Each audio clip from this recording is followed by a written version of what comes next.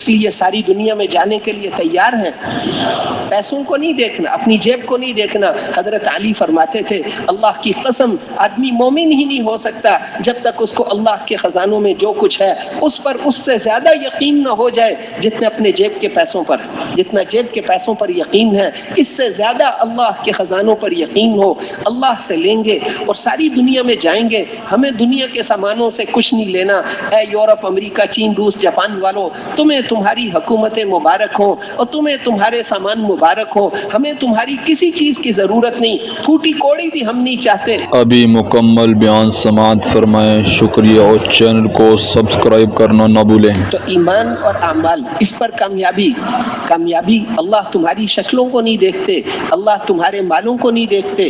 کس کو دیکھ؟ من عمل صالحا من ذکر او انثى وهو مؤمن فلنحيينه حیاتا طیبہ. جو بھی مرد ہو یا عورت ایمان اور اعمال صالحہ تیار کر لے تو لام تاکید، نون تاکید قسم کے درجے میں ہوتے ہیں. قسم کی جگہ تاکید کر کے اللہ نے قسم کھا کے فرمایا کہ ضرور بے ضرور ہم تمہیں مزے کی زندگی گزروائیں گے، پاکیزہ زندگی گزروائیں گے، بہترین زندگی دنیا میں گزروائیں گے اور آخرت میں تمہارے اعمال کا بہترین بدلہ دیں گے. بہترین. دنیا کا ہر انسان چاہتا ہے میری زندگی اچھی گزرے. اسی لیے چاہے وہ کالے رنگ کا ہو، چاہے گورے رنگ کا ہو، چاہے اردو بولتا ہو، چاہے عربی بولتا ہو، چاہے انگلش بولتا ہو، دنیا کا ہر انسان مرد ہو یا عورت ہر ایک کامیابی چاہتا ہے، ہر ایک اچھی زندگی چاہتا ہے. اچھی زندگی کسے کہتے ہیں؟ یورپ والوں کو نہیں پتا، امریکہ والوں کو نہیں پتا، اللہ کو پتا ہے. اللہ فرما رہے ہیں ایمان اور اعمال تیار کر لو، ہم تمہیں اچھی زندگی گزروائیں گے. ساری دنیا اسی لیے اسکول پڑھتے ہیں، اسی لیے یونیورسٹیوں میں جاتے ہیں، اسی لیے تجارتیں کرتے ہیں، اسی لیے سیاست کرتے ہیں، اسی لیے ساری دنیا کی حرکتیں اسی لیے ہیں تاکہ ہماری زندگی اچھی گزرے. اور اللہ بتا رہے ہیں اپنے علم کامل کے ساتھ کہ ایمان اور اعمال صالحہ پر ہم زندگی اچھی گزرواتے ہیں. دنیا میں بھی چین، سکون، اطمینان، اور آخرت میں بھی تمہیں بہترین بدلہ دیں گے. جیسی زندگی گزارو گے ویسی ہی موت آئے گی، جیسی موت آئے گی ویسے ہی اٹھائے جاؤ گے، ویسے ہی آخرت میں ہوگے، ویسے ہی تمہارے ساتھ حشر ہوگا. نیکی کبھی پرانی نہیں ہوتی، گناہ کبھی بھلایا نہیں جاتا، بدلہ دینے والی ذات کبھی سوتی نہیں. فکن کما شئتا، اب تمہاری مرضی ہے، جیسے چلو. کما تدین تدان، جیسا کرو گے ویسا بھرو گے. قد جاءکم بصائر من ربکم، تمہارے پروردگار کی ساری نصیحت کی باتیں اس کتاب میں آ گئی ہیں. فمن ابصر فلنفسہ، اب جو آنکھیں کھول کر چلے گا وہ خود ہی فائدہ، اپنا ہی فائدہ کرے گا. ومن عمی فعلیہا، جو اندھا بن کر چلے گا وہ اپنے آپ کو خود ہی ہلاک کرے گا. ہم نے تو سب کچھ بتا دیا.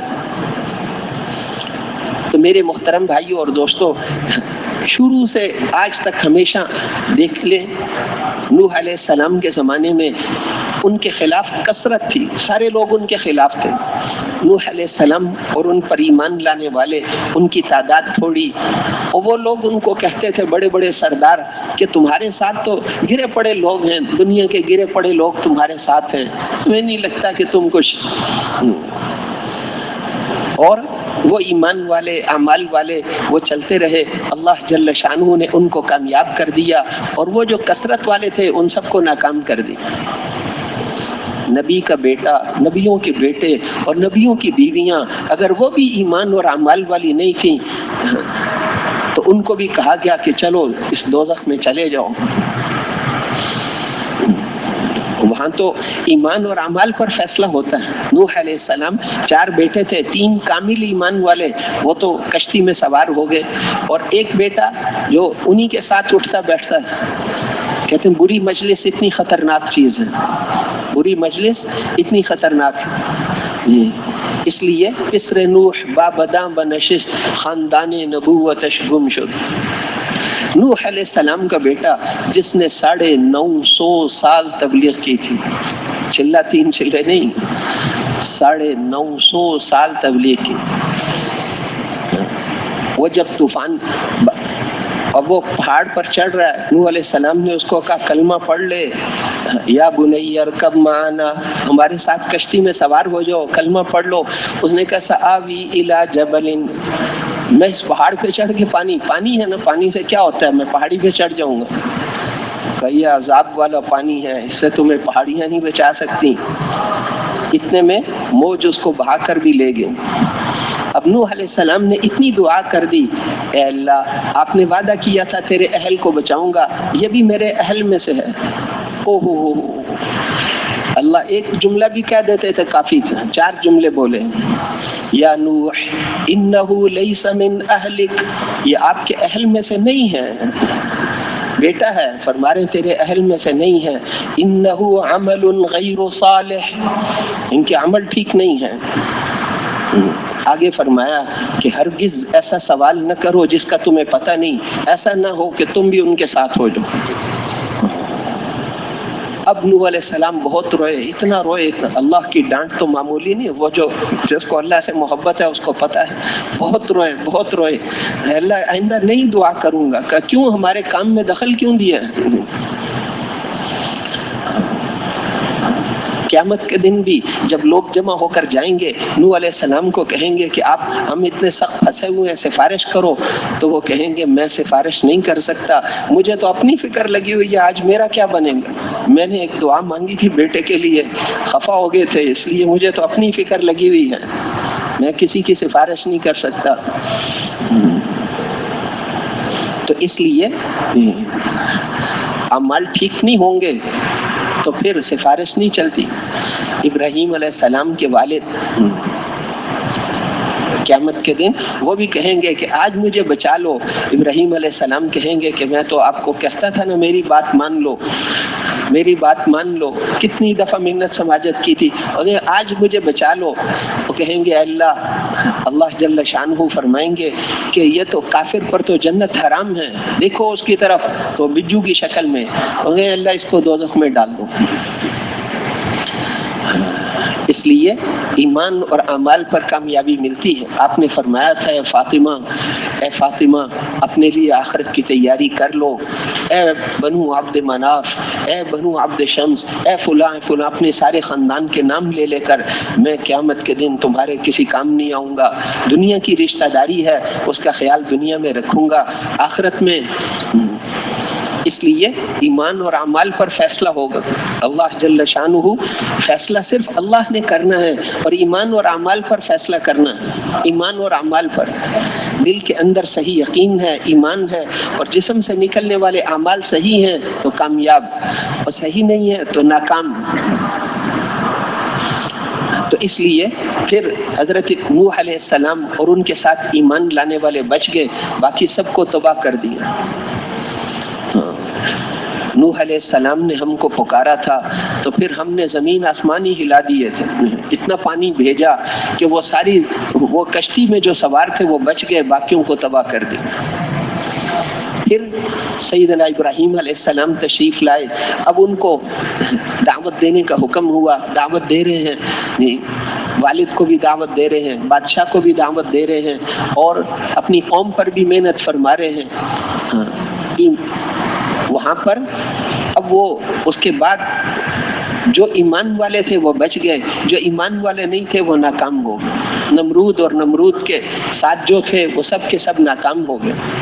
ابراہیم علیہ السلام آگ میں ڈالا, اور وہ فرماتے تھے میری زندگی کے وزیر کے بیٹے تھے, بڑے بہترین گھر میں سامانوں میں رہتے تھے, لیکن وہ فرماتے تھے کہ نہیں, میری زندگی کے سب سے بہترین دن وہ تھے جو آگ میں تھے, جنت کی نعمتیں.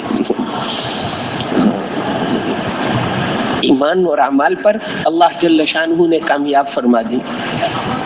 ان کی قربانیوں پر خوش ہو کر فیصلہ فرمایا کہ آج کے بعد جو بھی نبی آئے گا آپ کی اولاد میں سے ہوگا.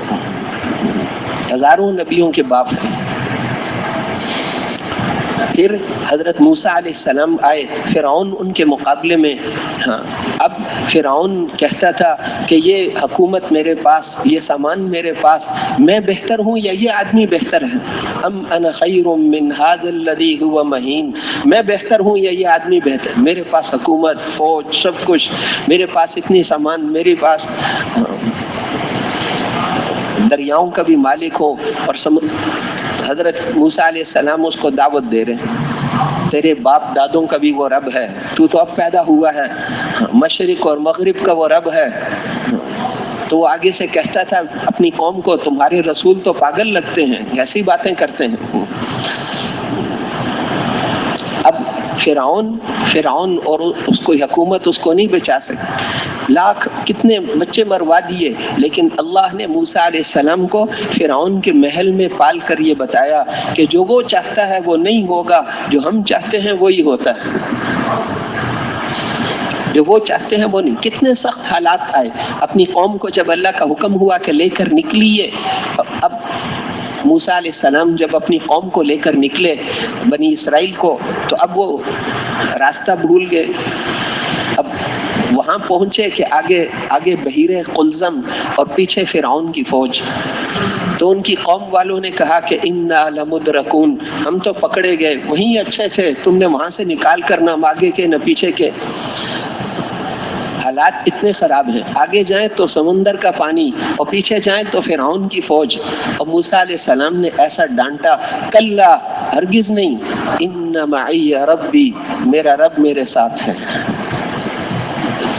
نعوذ باللہ، یہ نہیں کہا کہ ان معی امریکہ، ان معی خدا نخواستہ کوئی اور لفظ، یہ نہیں کہا، ان معی ربی، میرا رب میرے ساتھ ہے، یہ پانی ڈبو نہیں سکتا، یہ فرعون کی فوج کچھ کر نہیں سکتی، ان معی ربی سیہدین، میرا رب میرے ساتھ ہے۔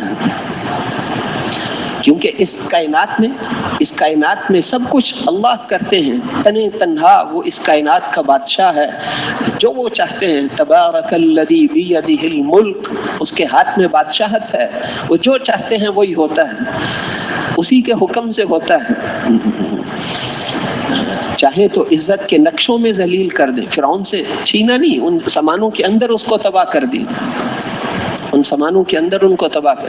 کم ترکو من جنات وعیون، کتنے ہی باغ اور چشمے چھوڑ کر چلے گئے ان کے جانے کے بعد، فرما رہے ہیں کم ترکو من جنات وعیون، کتنے باغ اور چشمے چھوڑ کر چلے گئے، وزروع ومقام کریم، کتنی کھیتیاں، میلوں لمبے کھیتیاں، اور ان کے عزت کی بیٹھنے کی جگہیں، اور ونعمت کانوا فیہا فاکہین، کتنی نعمتیں تھیں جن میں وہ رہتے تھے، ان کے پاس سب کچھ تھا، باغات تھے، بیٹھکیں تھیں، گھر تھے، اسلحہ تھا، فوج تھی، پولیس تھی، سب کچھ تھا، لیکن ان کے مرنے پر نہ زمین روئی نہ آسمان روئے۔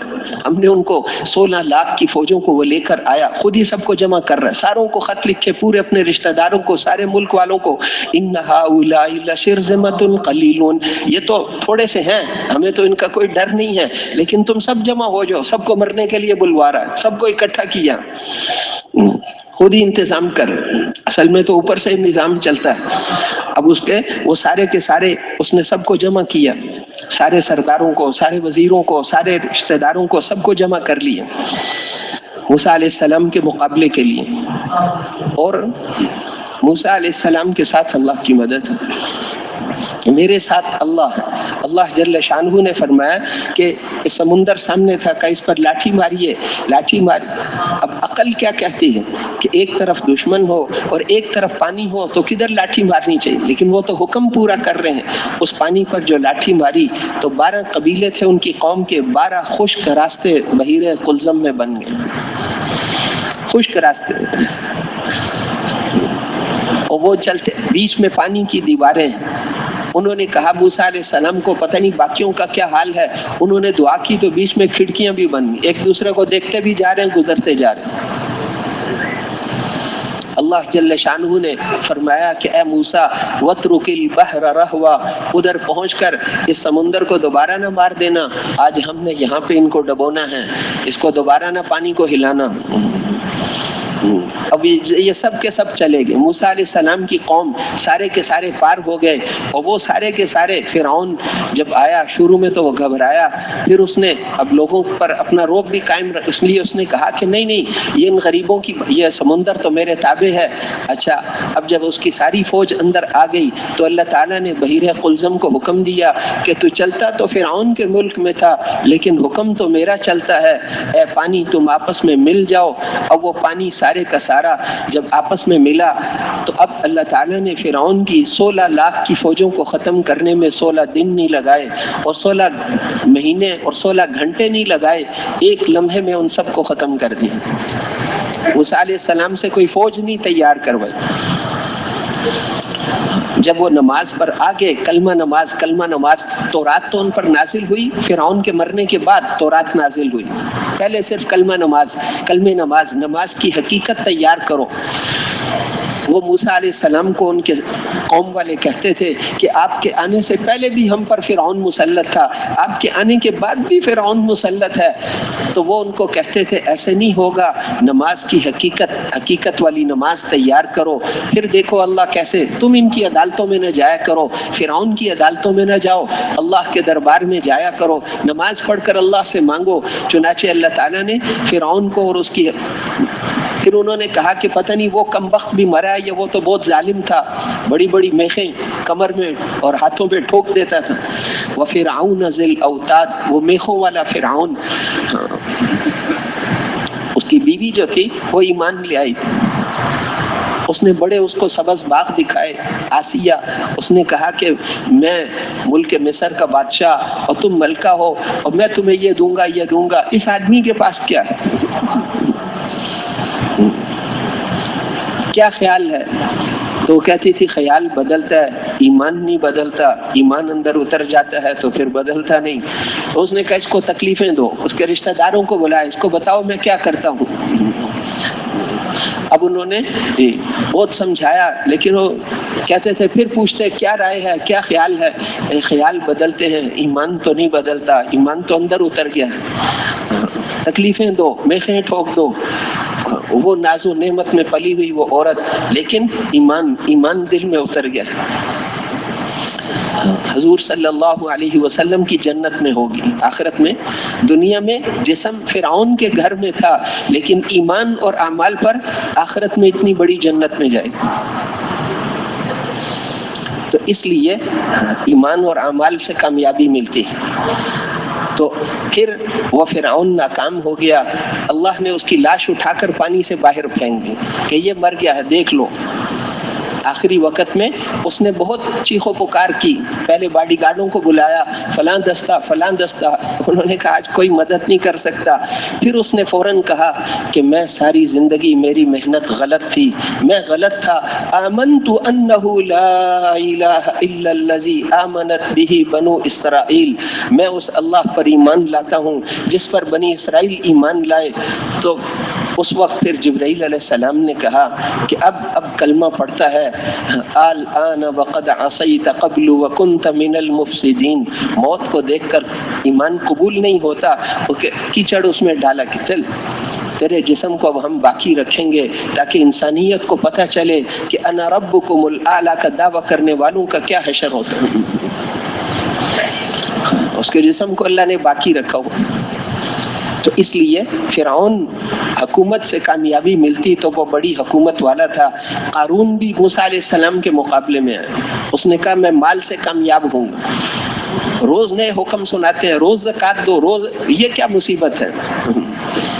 اس نے ایک عورت کو مال دے کر تیار کیا کہ جب بیان کے لیے کھڑے ہو تو تم تہمت لگا دینا تاکہ آئندہ بات ہی ختم ہو جائے. موسیٰ علیہ السلام بیان کر رہے تھے, اس عورت نے تہمت لگا دی. قارون بھی بیٹھا ہوا تھا, وہ بہت خوش ہوا کہ آج تو میں جیت گیا. تہمت لگ گئی, آئندہ اس قابل ہی نہیں رہے کہ دعوت دیں. خوش ہے. اب موسیٰ علیہ السلام غصے ہو گئے اس عورت پر, سچ بولو. اس نے کہا کہ آپ نے تو کچھ بھی نہیں کیا. وہ ڈر گئی, ان کا آپ نے تو کچھ بھی نہیں کیا, یہ قارون بیٹھا ہے نا, اس نے مجھے یہ پیسے دیے تھے, اس نے کہا تھا کہ ایسے کروں. اب موسیٰ علیہ السلام سجدے میں گر گئے. اے اللہ نے فرمایا کہ سر اٹھاؤ, آج زمین آپ کی بات مانے گی. موسیٰ علیہ السلام نے اٹھ کر زمین کو حکم دیا اس کو پکڑ لو. اب وہ ٹخنوں تک زمین نے پکڑ لیا. پہلے تو دوستوں کا کہا مجھے چھوڑاؤ, نوکروں کا کہا چھوڑاؤ, اب نہیں نکلتا. ہاں, اور پکڑ لو, پھر ٹخنوں تک اندر چلا گیا, اور پکڑ لو, پھر پیٹ تک اندر چلا گیا. اب اس نے بہت چیخیں ماری, مجھے چھوڑ دو, معاف کر دو, آئندہ یہ نہیں کروں گا. فخسفنا به وبداره الارض, ہم نے اس کو اور اس کے مال کو بھی زمین میں دھسا دی. موسیٰ علیہ السلام پکے تھے نا, پکے تبلیغ والے جو انبیاء علیہ السلام, تو وہ تو انہوں نے کیا کیا, ہمارے جیسے کچے تبلیغ والے ہوتے نا, ہم کہہ دیتے کہ قارون کا بہت خزانہ ہے, اتنا خزانہ تھا. وَآتَيْنَاهُ مِنَ الْكُنُوزِ مَا إِنَّ مَفَاتِحَهُ لَتَنُوءُ بِالْعُصْبَةِ أُولِي الْقُوَّةِ, اس کے خزانوں کی, کمروں کی چابیاں ایک طاقتور جماعت اٹھاتی تھی, چابیاں اتنی زیادہ تھی. ہم کہتے ہیں کہ ٹھیک ہے یہ تو چلو رکھو, امریکہ جماعت میں جائیں گے پوری دنیا میں. اس زمانے میں تو خیر امریکہ نہیں تھا, لیکن مطلب جہاں جہاں تشکیلوں میں جانا ہوگا کام آئے گی. لیکن نہیں, مال سے کام نہیں بنتے, تبلیغ کا مالوں سے تعلق نہیں ہے. اس لیے موسیٰ علیہ السلام نے کہا اس کا سارا مال جمع کر کے لاؤ, اس کے سر پر رکھ دو. اب وہ زمین میں دھنستا چلا جائے. تو کامیابی مال سے نہیں ملتی. اگر مال سے کامیابی ملتی تو اتنا مال آج تک کسی نے جمع ہی نہیں کیا, وہ بھی کامیاب ہو جاتا. مال سے کامیابی نہیں ملتی. کل کو جو لوگ, جب وہ تیار ہو کر نکلتا تھا تو لوگ کھڑے ہو کر کہتے تھے کہ یا لیت لنا مثل ما اوتی قارون, کاش کہ ہمارے پاس بھی قارون جیسے خزانے ہوتے. تو پھر بعد میں وہ کہتے تھے کہ اللہ کا شکر ہے ہم بچ گئے, شکر ہے ہمارے پاس نہیں تھے. یہ جب زمین میں دھستا ہوا دیکھا, انہوں نے کہا بھائی ہماری توبہ, مال میں کامیابی نہیں ہے. اللہ نے وہ فرعون اور قارون ناکام ہو گئے, ہاں, اور موسیٰ علیہ السلام کامیاب ہو گئے. شداد کے پاس نے جنت بنائی تھی, حامان بڑا وزیر تھا لیکن کامیاب نہیں ہوا, اور فرعون اور نمرود یہ بڑے بادشاہ تھے لیکن کامیاب نہیں ہوئے. کامیابی کے سامان وہ نہیں تھے جو فرعون اور نمرود کے پاس تھے, کامیابی کے سامان وہ تھے جو حضرت موسیٰ علیہ السلام کے پاس اور حضرت ابراہیم علیہ السلام کے پاس تھے. کامیابی کے سامان وہ ہیں جو حضرت عیسیٰ علیہ السلام کے پاس, ان کے بعد حضرت عیسیٰ علیہ السلام آگے. ہر زمانے میں اللہ نے دکھایا کہ ایمان اور اعمال والوں کو کامیابی ملے گی. جو یہودی تھے وہ ان کے دشمن بن گئے عیسیٰ علیہ السلام. اب ان کے گھر پر اس وقت آخری وقت کوئی پہرا دینے والا بھی نہیں, تو پھر انہوں نے سب نے ان کو گھیر لیا, صلیب تیار کی, ان کو ہم پھانسی پر چڑھا دیں گے. اب ان کی کثرت ہے اور ان کے پاس ہر قسم کے سامان ہے, اور ان کے پاس سامان ہے اور عیسیٰ علیہ السلام کے پاس ایمان اور اعمال ہے. پھر اللہ نے کیا کیا, اللہ جل شانہ نے ان کے گھر کی چھت کو پھاڑا اور بغیر کسی سواری کے عیسیٰ علیہ السلام کو اٹھا کر آسمان پر پہنچا دیا. جب وہ وہاں آئے گھر میں تو انہوں نے ایک آدمی کو اندر بھیجا, اپنے ایک آدمی کو اندر بھیجا کہ دیکھو باہر چاروں طرف سے محاصرہ ہے. اب وہ آدمی اندر جب گیا, اللہ نے اس کی شکل بدل کے عیسیٰ علیہ السلام جیسی کر دی ان کو شک میں ڈالنے کے لیے. اس لیے وہ اندر ڈھونڈتا رہا. سارے کمروں میں ڈھونڈنے کے بعد اس نے آ کر کہا کہ میں تو, وہ عیسیٰ علیہ السلام اندر ہے ہی نہیں, میں نے بہت تلاشی لی, مخبر نے خبر ہمیں غلط دی ہے. تو ان سب نے کہا کہ ہمیں دھوکہ دیتے ہو, تم ہی عیسیٰ ہو, تمہاری شکل, ہونٹ, سب کچھ ہم رات کو بھی دیکھ لیں تو پہچان لیں گے. انہوں نے پکڑ کے اس کو پھانسی پہ چڑھا دی. وہ شور مچاتا رہا کہ میں عیسیٰ نہیں ہوں, میں تو تمہارا ساتھی ہوں. انہوں نے کہا نہیں, ہم تمہیں خوب جانتے ہیں, ما قتلوه وما صلبوه ولكن شبه لهم. وہ تو نہ عیسیٰ علیہ السلام کو قتل کر سکے نہ پھانسی پہ چڑھا سکے, ان کو تو بر رفعه اللہ الیہ, ان کو تو اللہ نے اپنے پاس اوپر اٹھا لیا. قیامت کے قریب آخر زمانے میں نازل ہوں گے دمشق کی جامع مسجد میں, اور وہاں پر آ کر پہلی نماز عشاء سے پہلے آئیں گے, عشاء کی نماز امام مہدی کے پیچھے پڑھیں گے, پہلی نماز اس امت کے امتی کے پیچھے پڑھیں گے, یہ بتانے کے لیے کہ تابعدار بن کر آیا ہوں. اس کے بعد تو نماز ہمیشہ وہ خود ہی پڑھائیں گے, ان کا درجہ تو, لیکن حضور صلی اللہ علیہ وسلم کے طریقے پر, آپ والی شریعت پر. یہ دین اس وقت تک کے لیے ہے. عیسیٰ علیہ السلام آ کر آپ کے طریقے پر چلیں گے, آپ والی شریعت کو چلائیں گے. پھر اس کے بعد عیسیٰ علیہ السلام کے بعد اللہ جل شانہ نے نبیوں کے سردار حضرت محمد الرسول اللہ صلی اللہ علیہ وسلم کو بھیجا۔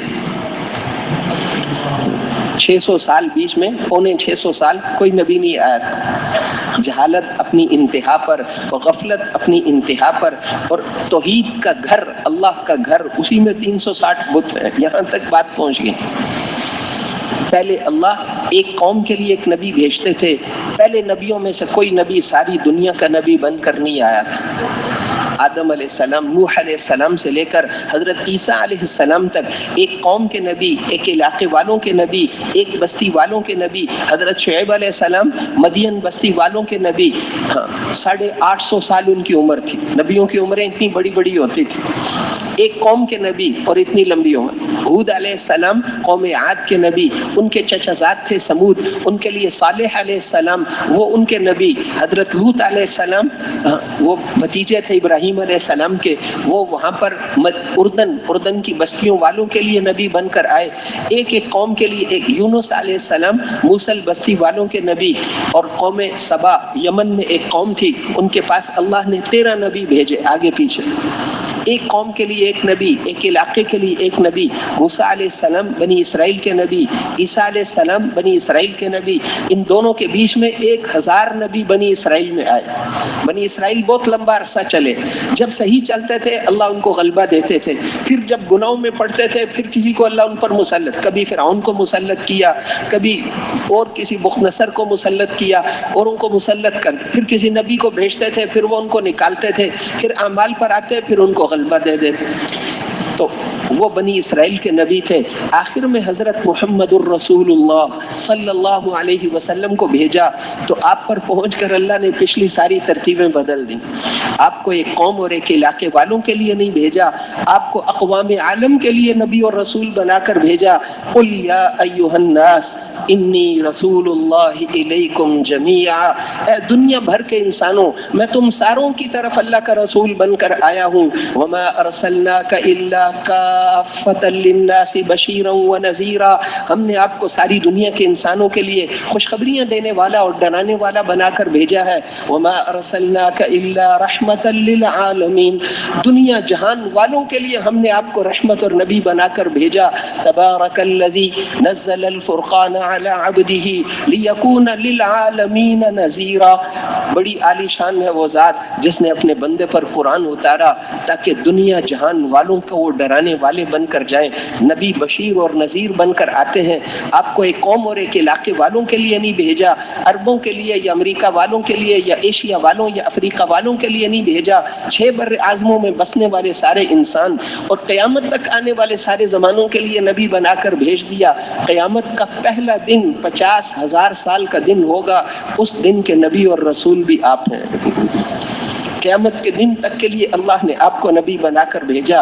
اب کامیابی کا اور کوئی راستہ نہیں ہے، کامیابی کا راستہ صرف محمد الرسول اللہ صلی اللہ علیہ وسلم، ان کے طریقے پر چل کر کامیابی مل سکتی ہے، کسی اور چیز سے کامیابی نہیں مل سکتی۔ آپ نے ارشاد فرمایا کہ لو کان موسیٰ حیا لما وسعہ الا اتباعی، آج اگر موسیٰ علیہ السلام زندہ ہوتے، اصلی تورات ان کے پاس ہوتی، اور وہ ڈنڈا جس کو سمندر پہ مارا تھا تو 12 رستے بن گئے، اور پتھر پہ مارا تھا تو اس میں سے چشمے نکل آئے، وہ ڈنڈا بھی ان کے پاس ہوتا تو وہ ان کو میری اتباع کے بغیر کامیابی نہیں مل سکتی تھی۔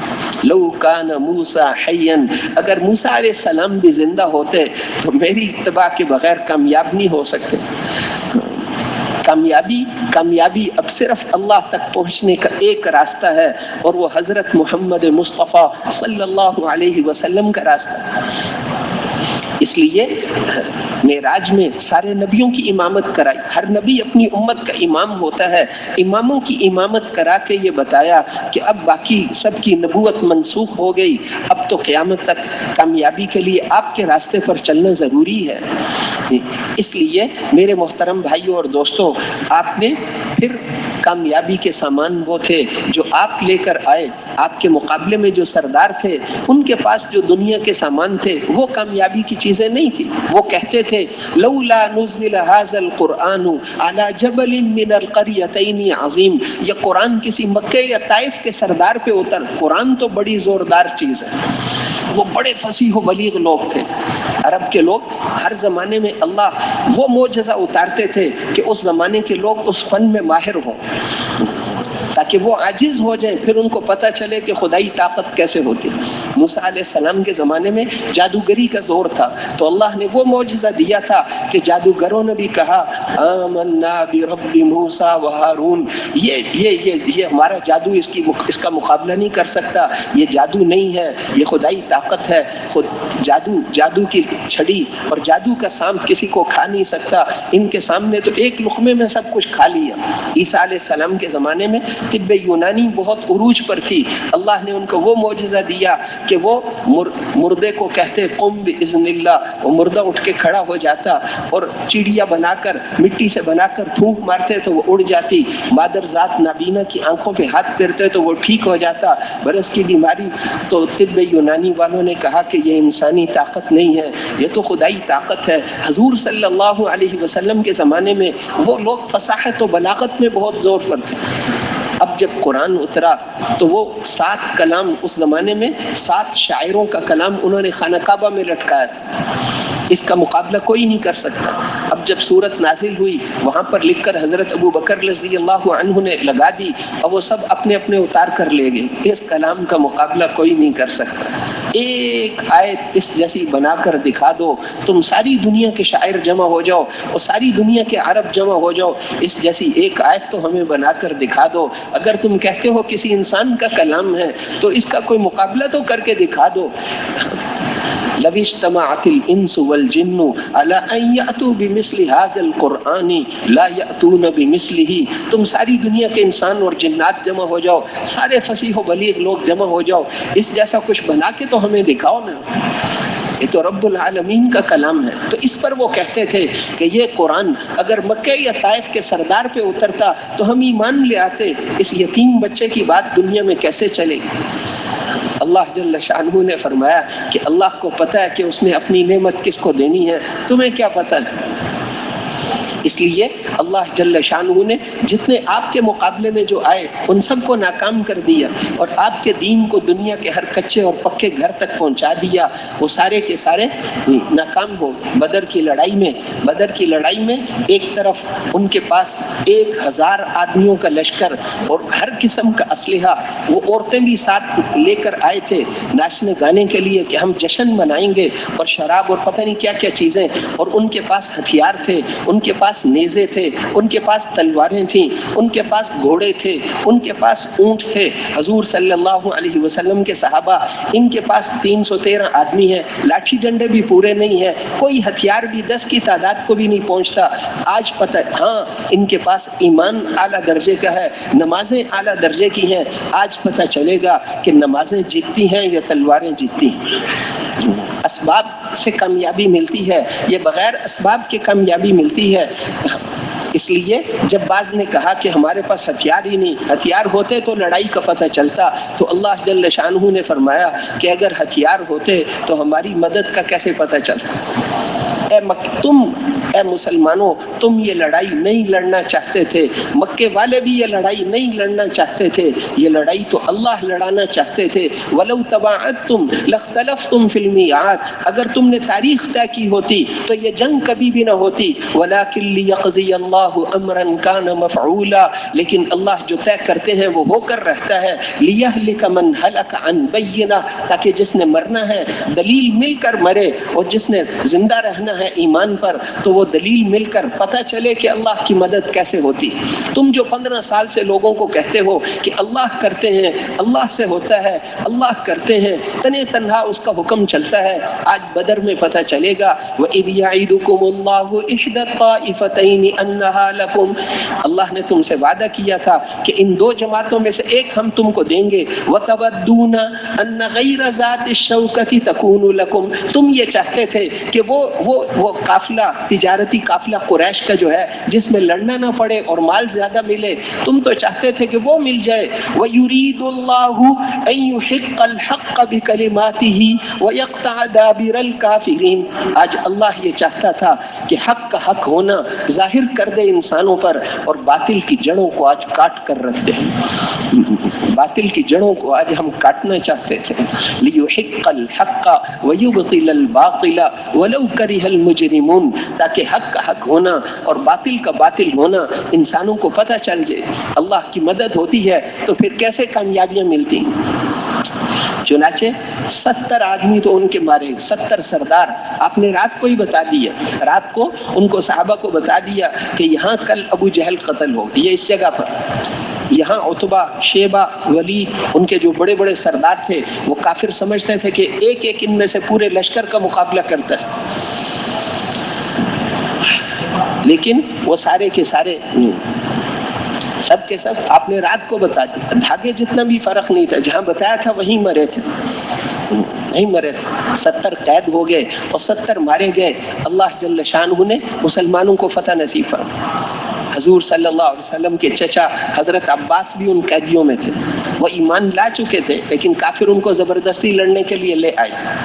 اب وہ بہت بڑے قد والے تھے, گھوڑے پر بیٹھتے تھے تو پاؤں زمین پر لگتے تھے.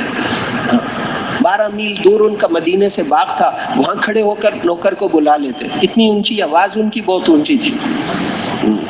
اب اتنے بڑے آدمی کو اب چھوٹے قد والا اگر پکڑ لے, ان کو ایک چھوٹے صحابی قید کر کے لا رہے تھے جیسے کوئی بچہ کسی اونٹ کو پکڑ کر لا رہا ہو, ایسا منظر تھا.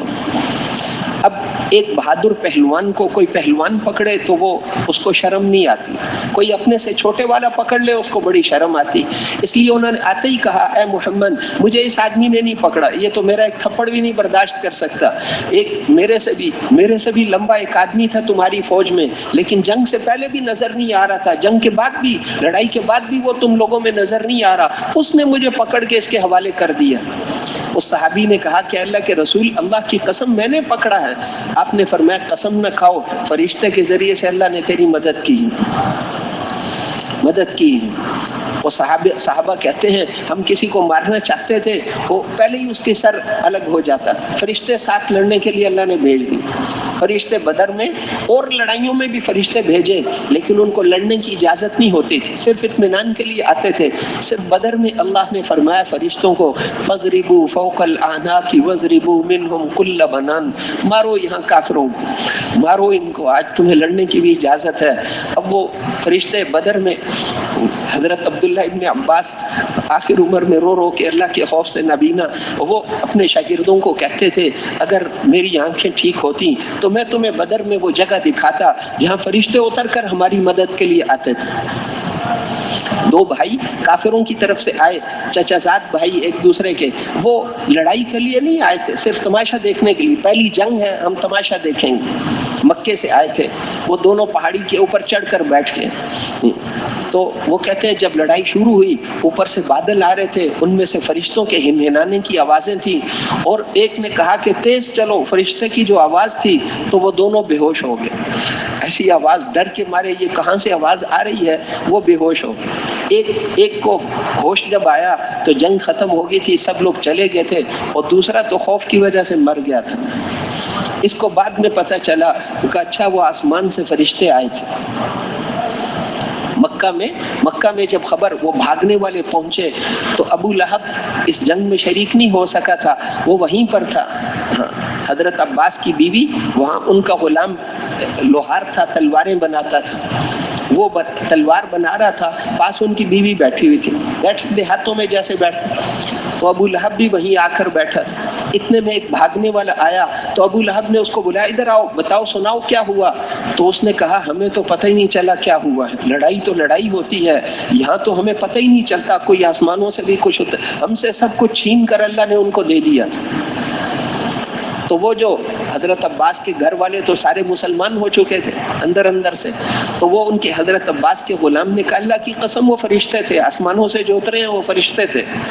تو ابو لہب کو بڑا غصہ آیا کہ تجھے بڑا پتہ ہے وہ فرشتے تھے.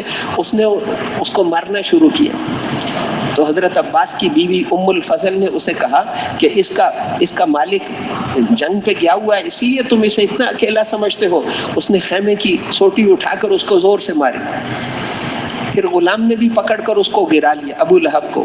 یہ پہلا دن تھا حضور کے آنے کے بعد جب ایک مکے کے سردار کو ایک غلام نے نیچے اتار کر خوب مارا۔ یہ وہ بدر میں جو مدد اور نصرت اتری تھی اس کا اثر تھا۔ پھر وہاں سے ابو لہب اٹھا، کپڑے جھاڑ کر گھر میں گیا، اور پھر اس کو بعد اس گھر سے نکلنا اسے نصیب نہیں ہوا، چیچک کی بیماری سے وہیں مر گیا۔ اس کے بیٹے بھی قریب نہیں جاتے تھے، اتنا پھول گیا تھا۔ کافروں نے اس کو کہا کہ پوری دنیا میں بدنامی ہوگی، کچھ کرو۔ پھر انہوں نے گڑھا کھود کر اس کو ڈنڈوں کے ساتھ اندر ڈال دیا۔ ایمان نہیں لائیں گے تو حضرت بلال حبشی رنگ کالا تھا، خاندان کچھ بھی نہیں تھا، لیکن اتباع کرنے سے، ایمان اور اعمال سے آپ نے فرمایا فتح مکہ پہ بلال خانہ کعبہ پہ چڑھ کے اذان دو، تو وہ مکے کے سردار کہنے لگے اس سے پہلے ہم مر جاتے تو اچھا تھا۔ ایک غلام کو اتنی عزت دے دی، وہ تو عزت اے بلال، جنت میں اپنے آگے آگے تمہارے قدموں کی آواز سنی۔ ایمان اور اعمال پر یہ ہوتا ہے۔ اور یہ بہت زیادہ خوبصورت تھا ابو لہب، لیکن ایمان اور اعمال نہیں ہے تو پھر تبت یدا ابی لہب وتب ما اغنى عنه ماله وما كسب سيصلى نارا ذات لهب وامرأته حمالة الحطب في جيدها حبل من مسد۔ تو میرے محترم بھائیو اور دوستو، بدر میں کامیابی کے سامان وہ تھے جو صحابہ کے پاس بدر میں تھے، کامیابی کے سامان وہ نہیں تھے جو ان کافروں کے پاس تھے۔ تلواریں تھیں، نیزے تھے، ہتھیار تھے، سامان تھے، ہر قسم کا اسلحہ تھا، ہر قسم کی چیزیں تھیں۔ ان کے پاس ایمان ہے، اعمال ہے۔ آج پتہ چلے گا کامیابی کس سے ملتی۔ یہ قیامت تک کے لیے۔ حضرت عمر رضی اللہ عنہ خلیفہ تھے، ان کے زمانے میں جو مال آتا تھا وہ تقسیم کر دیتے اور بہت روتے تھے، مال کے آنے پر بہت روتے تھے۔ حضرت عبد الرحمن بن عوف رضی اللہ عنہ فرماتے ہیں کہ ایک دفعہ مجھے بلایا، میں گیا، وہ چیخیں مار مار کر حضرت عمر اونچا اونچا رو رہے تھے۔ تو میں نے کہا اللہ خیر کرے، کوئی بڑی مصیبت کوئی آئی ہے۔ اندر جا کر دیکھا تو کیا، میں نے کہا اللہ آپ سے مصیبت کو دور کر دے۔ انہوں نے کہا اللہ دیکھو کتنی بڑی مصیبت آئی ہے، اور مال کے تھیلے بھرے ہوئے تھے، پیسوں کے تھیلے بھرے ہوئے تھے۔ کہ دیکھو خطاب کی اولاد اللہ کی نظروں میں اتنی بے قیمت ہو گئی کہ اتنا مال میرے زمانے میں آ گیا۔ مال آنے کو وہ مصیبت سمجھتے تھے، ہم اللہ کی نظروں میں بے قیمت ہو گئے کہ اتنا مال آ گیا۔ اگر یہ مال کوئی اچھی چیز ہوتا تو حضور کے زمانے میں آتا، ابو بکر کے زمانے میں آتا، نہیں آیا، میرے زمانے میں آیا ہے، اس کا مطلب ہے ہم بے قیمت ہو گئے۔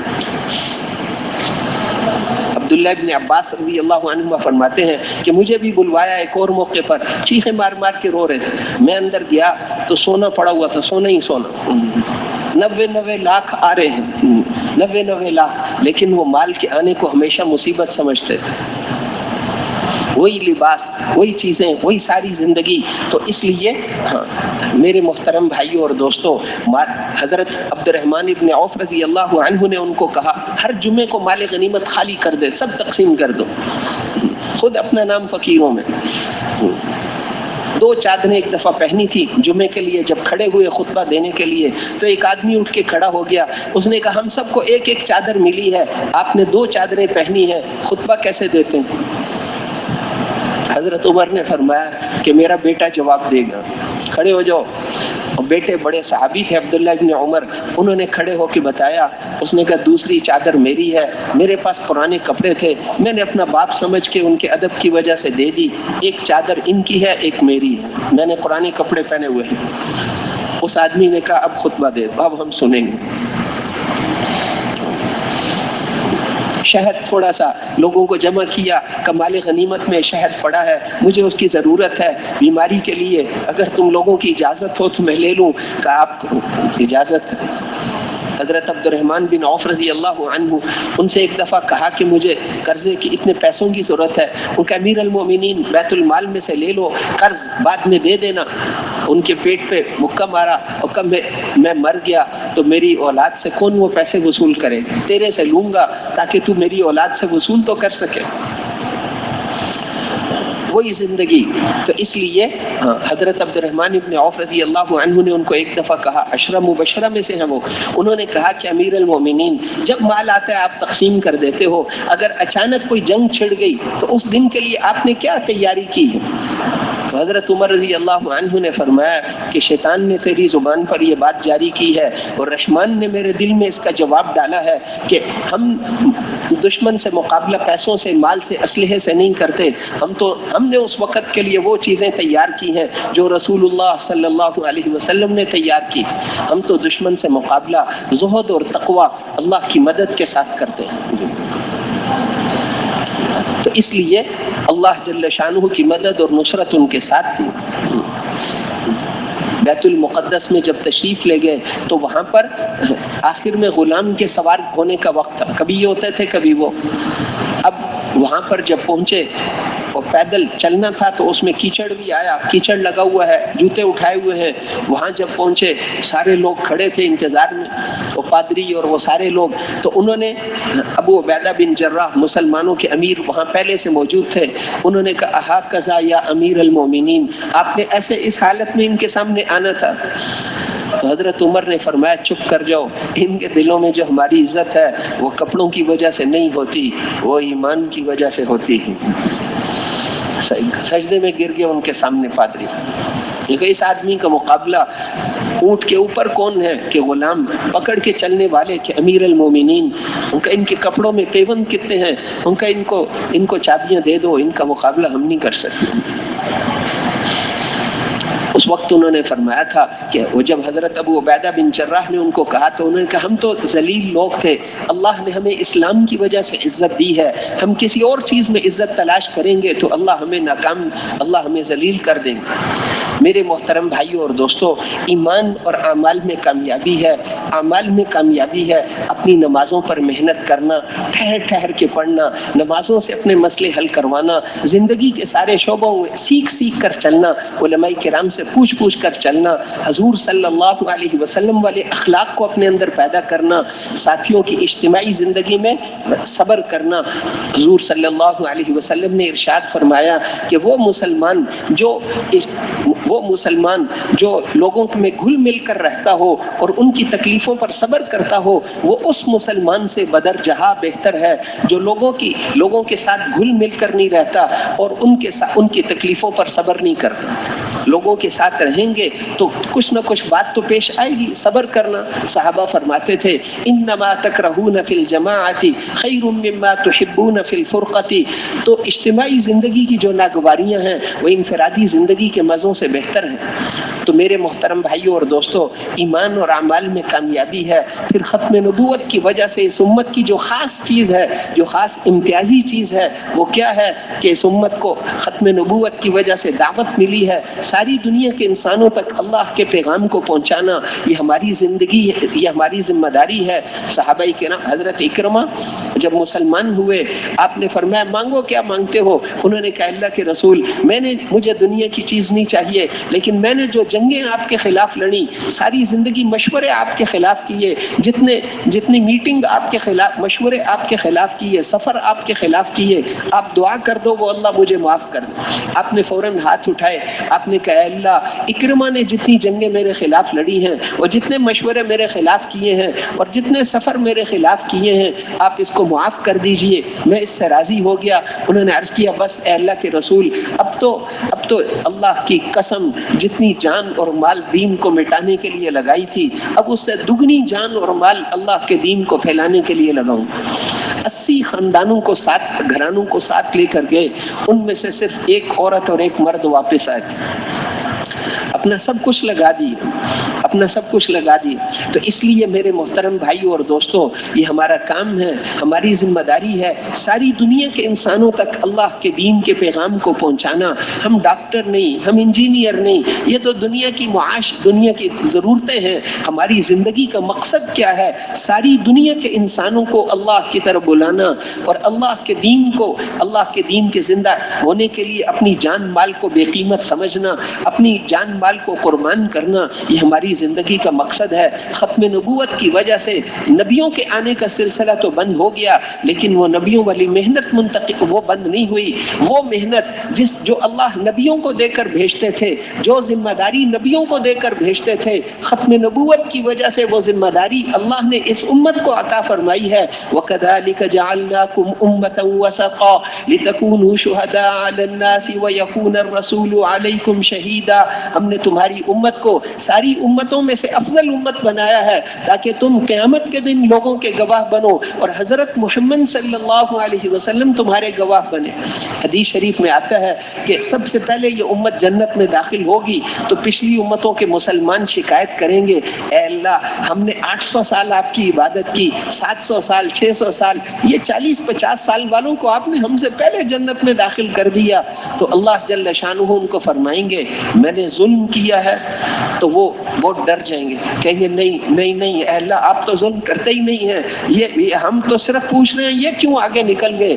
تو اللہ فرمائیں گے ان کو ہم نے ذمہ داری بڑی دی تھی، اس ذمہ داری کی وجہ سے ان کی قیمت زیادہ ہے، ان کو ہم نے کام بڑا ذمہ لگایا تھا اس وجہ سے ان کی قیمت زیادہ ہے، میں جس پر چاہوں فضل کروں۔ حضور صلی اللہ علیہ وسلم نے فرمایا کہ پچھلی امتوں کی اور ہماری مثال ایسے ہے جیسے ایک آدمی ایک مزدور سے صبح سے ظہر تک خدمت کروائے اور 1 روپیہ مزدوری دے کر فارغ کر دے، پھر دوسرے مزدور سے ظہر سے عصر تک کام کروائے، اس کو بھی 1 روپیہ مزدوری دے کر فارغ کر دے۔ کہ یہ یہود و نصارہ کی قومیں تھیں، اتنا لمبا کام کرتی تھیں اور 1 روپیہ مزدوری ملتی تھی، تیسرے مزدور کو اس نے عصر سے مغرب تک لگایا اور ان کو پچھلوں سے دگنی اور اس سے بھی زیادہ مزدوری دے دی۔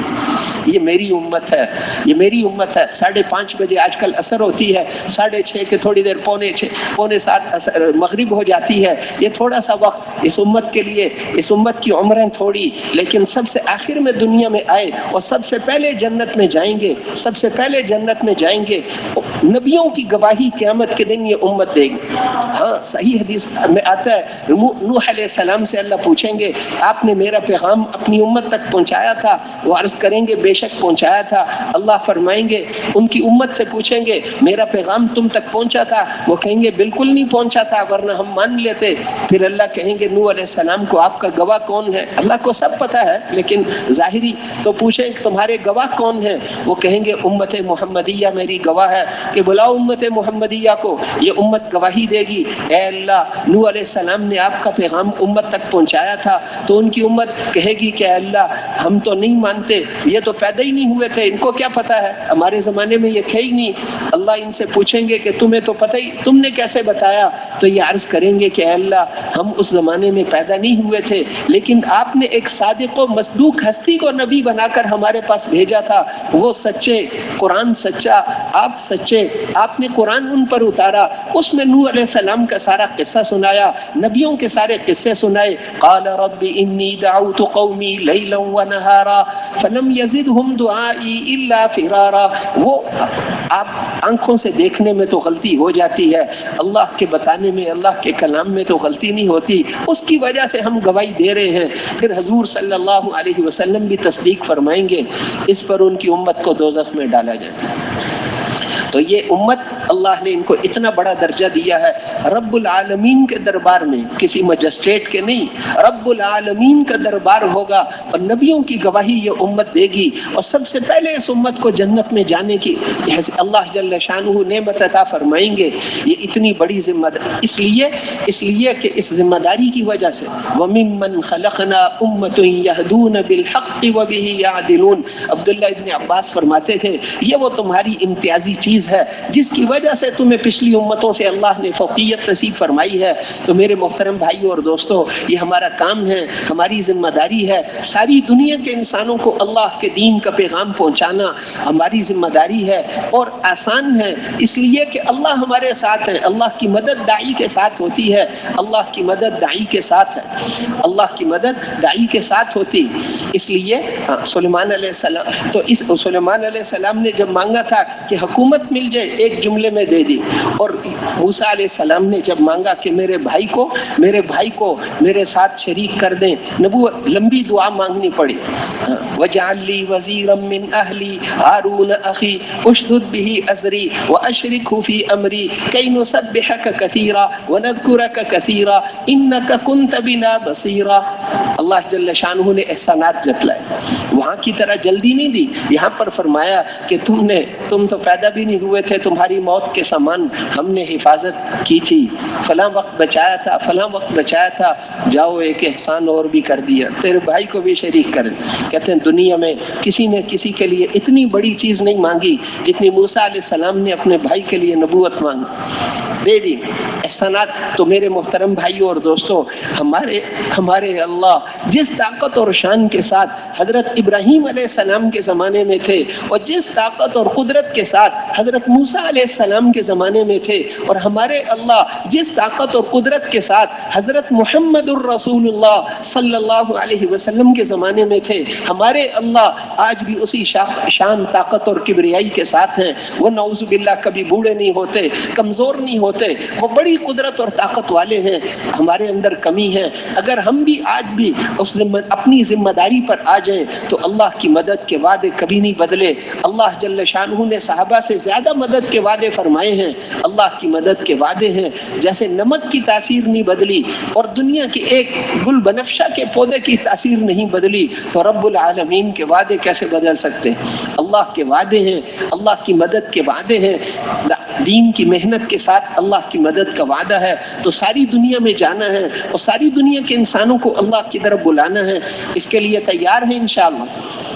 یہ کام ہماری زندگی کا مقصد ہے, اس کو پہلے نمبر پر رکھیں گے. اس سے وقت بچے گا تو دنیا کے کاموں میں لگیں گے, اگر نہیں بچا کوئی بات نہیں. ہمارے گھر میں اگر دین کی محنت کرتے کرتے کسی دن فاقہ آ گیا تو ہمارے گھر کی مشابہت حضرت محمد الرسول اللہ صلی اللہ علیہ وسلم کے گھر کے ساتھ ہو گئی. ان گھروں میں فاقے آتے تھے. حضرت ابو بکر صدیق رضی اللہ عنہ کے گھر کے ساتھ ہو گئی. حضرت علی رضی اللہ, حضرت عمر رضی اللہ عنہ کے گھروں کے ساتھ ہو گئی. ان گھروں میں فاقے آتے تھے. اس لیے فاقہ آج کوئی بات, جب دین کی محنت سے وقت بچے گا تو دنیا کے تقاضوں میں بھی لگیں گے, نہیں بچے گا تو کوئی بات نہیں. صحابہ دنیا سے چلے گئے, ان کے ارمان بھی ان کے ساتھ ہی قبروں میں چلے گئے. یہ تو دنیا کی زندگی آخرت کے سامنے صرف 2 منٹ بنتی. آخرت کا پہلا دن ہی 50,000 سال کا ہے. وہاں کی زندگی اصل زندگی ہے, اور وہاں کی نعمتیں اصل نعمتیں ہیں. وہاں پر رب العالمین کا دیدار ہوگا, اور حضور صلی اللہ علیہ وسلم کی مجلس میں بیٹھیں گے, قرآن سنیں گے, اور وہاں پر وہ ساری اذا رأیت ثم رأیت نعیما وملکا کبیرا, جنت کی نعمتیں بیان کرتے کرتے کرتے کرتے آخر میں اللہ نے فرمایا کہ وہاں کی تو بات ہی چھوڑ دو, وہاں تو بہت نعمتیں ہوں گی, اور ایک ایک کو بڑی بادشاہت ملے گی, اور بڑی ان کو جو ہے بعضوں کو فرشتے شراب پلائیں گے اور بعضوں کو رب العالمین خود شراب پلائیں گے. تو آخرت کی زندگی اصل زندگی ہے. اس دنیا میں ہمیں یہ جان ملی ہے لگانے کے لیے, کھپانے کے لیے, جان لگانا کھپانا.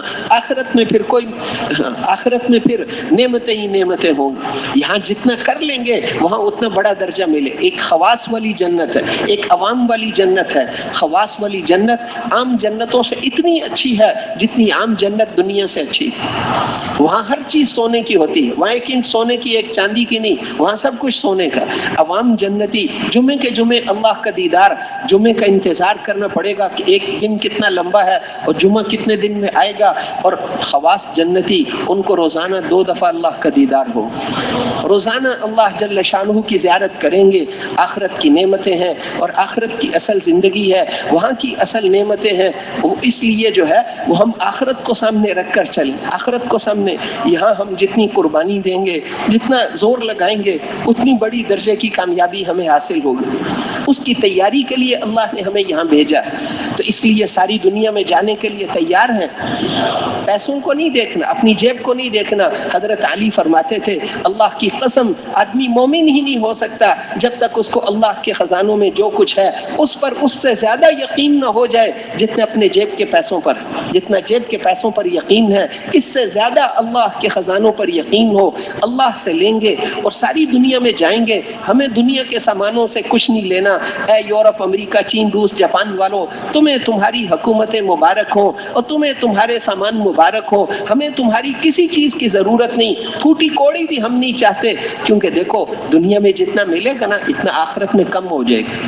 المکثرون هم المقلون یوم القیامہ، یہاں زیادہ والے وہ وہاں تھوڑے والے ہوں گے، وہ تھوڑے والے ہوں گے، اس لیے کم مل جائے وہ ان کو، جو کم والے ہیں ان کو آخرت میں زیادہ ملے.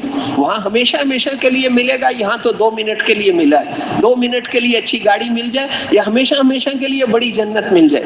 اس لیے آخرت کی نعمتیں ہمیشہ باقی رہنے والی ہیں. تو پوری دنیا میں جائیں گے انشاءاللہ. کون کون ملکوں میں جانے کے لیے تیار ہے انشاءاللہ؟ اللہ قبول فرمائے، اللہ قبول فرمائے. اور سالانہ 4 مہینے کون کون بھائی لگائے گا انشاءاللہ؟ سالانہ 4 مہینے. اب میرے محترم بھائیوں اور دوستوں، اپنے ساتھ والوں کو بھی ترغیب دینی ہے. جو بعض بھائی شب جمعہ کے لیے آتے ہیں، رائیونڈ کے بہت سارے ساتھی ہمارے ادھر قریب سوسائٹیوں کے، یعنی تو ان کو تیار کرنا. جس کے ابھی تک 4 مہینے نہیں لگے 4 مہینے لگا لے. تھوڑی سی ترغیب دے کر ان سے بات کرنا، اور بھی اپنے ساتھیوں پر بھی محنت کرنے کے لیے جو جس سطح پر ہے اس کو اس سے آگے بڑھانا. دعوت دینا، دعوت دے کر ان کو جمعے کی رات ہے نا، جمعے کی رات سونے کی نہیں ہوتی. اس میں علماء نے اختلاف کیا ہے کہ شب قدر زیادہ قیمتی ہے یا جمعے کی رات. بعضوں نے اس کو زیادہ افضل بتایا ہے، اتنی قیمتی رات ہے جمعے کی رات. تو اس لیے ہم رات سو کر نہیں بلکہ ملاقاتیں، ساتھیوں سے بات چیت ہو، پھر اس کے بعد جب سو جائیں تہجد میں ضرور اٹھ جائیں.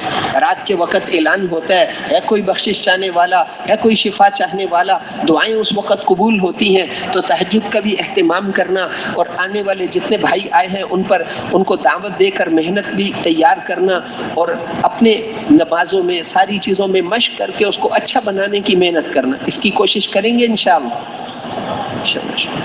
اب نماز کی تیاری پھر فرمائیں. سبحانک اللہم و بحمدک اشہد ان لا الہ الا انت